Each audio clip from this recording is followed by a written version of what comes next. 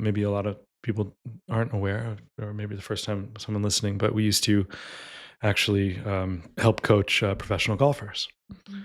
And we talked about, the difference between being on the range and hitting golf balls and being on the course and hitting a golf ball, right? Yep. And a lot of people, there's this clear disconnect because the range is very, very different. Something happens, you don't hit it right, you just scoop another ball and you hit again. On the course, I mean, I guess you could do that, but you definitely get penalized, and you're Yeah, not gonna reach it's the not goals of looked at the success that same you're way, looking yeah. for. So it's a very different approach, right? And, Yeah. and a golf course looks very different than a range. It's very few sports where that's actually the case, where you practice is vastly different than where you actually play. And so, well, what is the constant, right? And it was kind of that idea of like we talked with our players, like all the shots, whether you're on the practice range or in a tournament or in a practice round or anything, either all matter or none of them matter.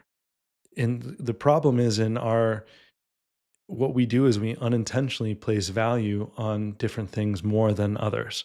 So, I've been there. I was playing, competitive golf. I put a lot more value on a shot that I hit on the golf course during a tournament than I did on the practice range. But when I started to play well is when I realized that shift and I created an equal value. So every time I was on the practice range, even though the perceived value was that there really wasn't anything because I could just scoop up another ball and hit again.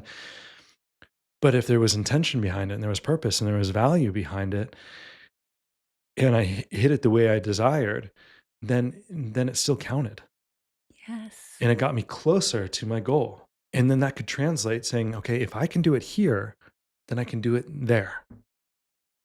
And so, even in these little moments, like what just happened with us and with me, there wasn't a lot, like none of our lives were on the line. Nothing, I still value your time and I still value what we do. And so there is a value to it. I was harder on myself than you were on me. Right. Yeah. And so in that moment, that's an opportunity for me to say, okay, in these times where I make a mistake, because we're all going to make mistakes, and that's okay. How do we move through them? How do we create an equal value to best support us when there is something that is major, that is impactful, that could change your trajectory or really pivot something in our lives, where we can actually learn how to move through it and step up into it and grow from that experience versus let it define us through unintentional I am statements that aren't taking us anywhere. That is so incredibly well said. And it just from the other side, and it's probably something that we don't think about when we are in the throes of kicking our own backside internally, right?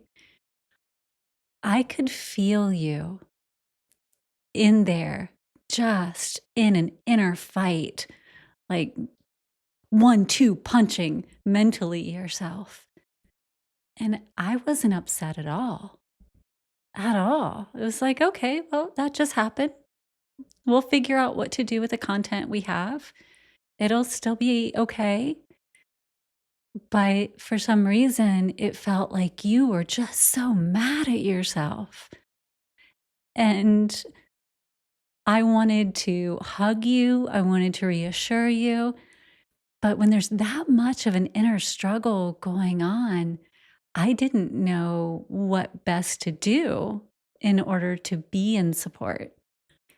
And so I don't know that we think about that when we're inside going through it, but there is an impact to the people who are outside who do love us and want to support us, because it really is like Jim Carrey in Liar Liar when the person walked in the bathroom and he's like, "Do you mind?"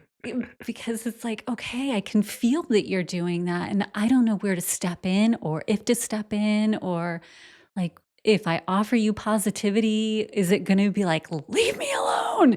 Or if I offer silence, what do I do?